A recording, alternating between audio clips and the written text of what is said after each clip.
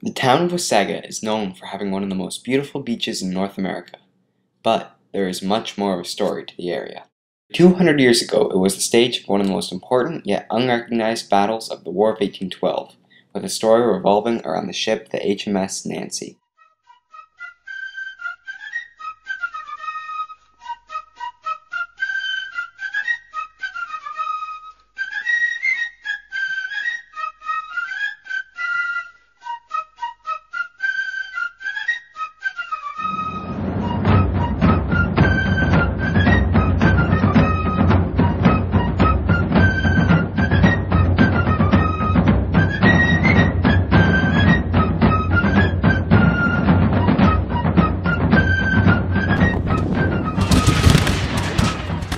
On June 18, 1812, the American government declared war on Britain and invaded Canada. The next 2 years would see some of the bloodiest battles ever fought on Canadian soil and would change the face of our country forever. Hey, hey!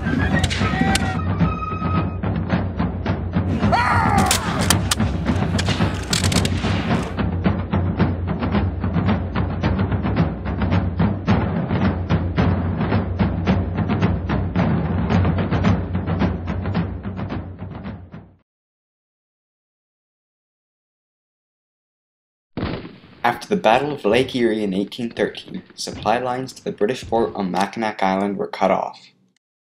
In 1814, new supply lines were opened up. These traveled through Holland's Landing Depot, Fort Willow, and Schoonertown, which would later become Wasaga. After that, supplies would board the Nancy for transport to Fort Mackinac. The HMS Nancy was built in 1789 as a fur trading ship. It was armed with two 24-pounder and two 6-pounder cannons. In 1814, it was the only British ship still sailing on Lake Huron. On July 3rd, 5 American ships and 700 men embarked for Fort Mackinac under the command of Arthur Sinclair. Their intentions were to retake the fort and sever the British communication with their native allies. On July 28th, after 2 days of bombardment, the Americans landed on Mackinac Island to attack the British.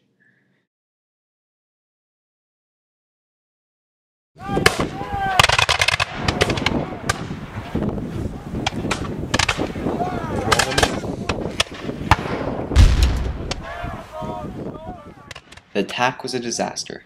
The Americans suffered 13 men killed and another 55 wounded before they gave up.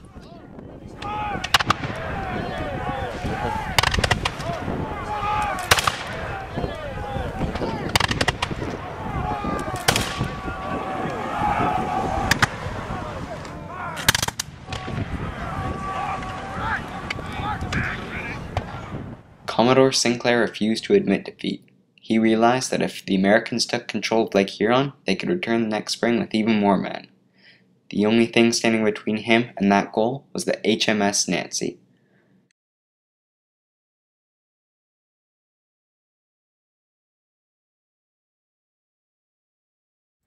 On August 13th, the Americans arrived at Wasaga to ambush the British.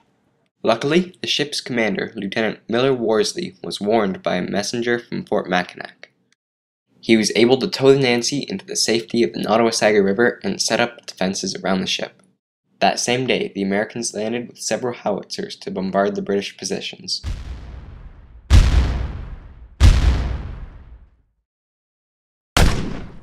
All that day, the British and Americans skirmished.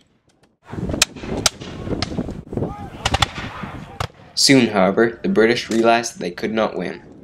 Rather than see her get captured by the Americans, Lieutenant Worsley ordered that the Nancy be destroyed. The ship was set on fire and sunk. When the Americans saw the smoke rise above the trees, they assumed one of their howitzers had found its mark. The Americans sent several soldiers to investigate. However, by the time they reached the site of the sinking, the British had already escaped.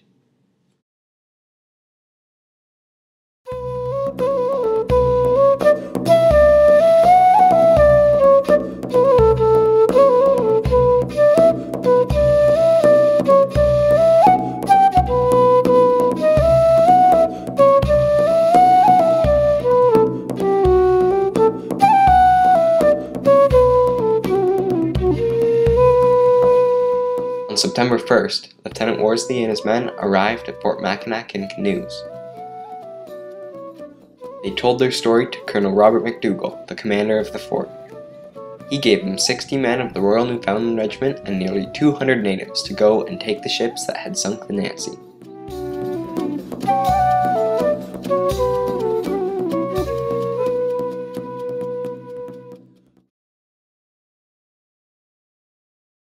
Most of the American fleet had returned to Michigan. However, they left 2 ships, the USS Tigris and Scorpion, to guard Lake Huron. On September 2nd, the British arrived in Georgian Bay. They docked their ships and set out on a scouting mission. They discovered the USS Tigris only a few miles away, so on the night of September 6th, they rowed out and attacked it. They caught the Americans by surprise and took the Tigris nearly without a fight. The next day, they sailed over to the Scorpion, and after a brief firefight, it surrendered as well. In that one small action, the British regained control of Lake Huron and ensured that it would stay that way for the rest of the war. Now the drums beat up again, for all true soldiers, gentlemen. Let us list and march, I say, over the hills and far away. After the Battle of Nancy, the war began to turn in the favor of Canada's defenders. Historians disagree about the significance of the Battle of Nancy, but the truth is that it kept hundreds of Americans and several ships from fighting in the larger battles in Niagara. It also helped prevent any worry of an American invasion from the west, and kept the British connected with their all-important native allies. It is entirely possible that this little-known battle and the little-known war had a major impact in what Canada is like today. Over the hills and far away, no more from sound of drum retreat, will Marlborough and Galway beat the French and Spaniards every day. Over the hills and far away, over the hills and o'er the main, the Flanders, Portugal and Spain, we hand commands and will obey.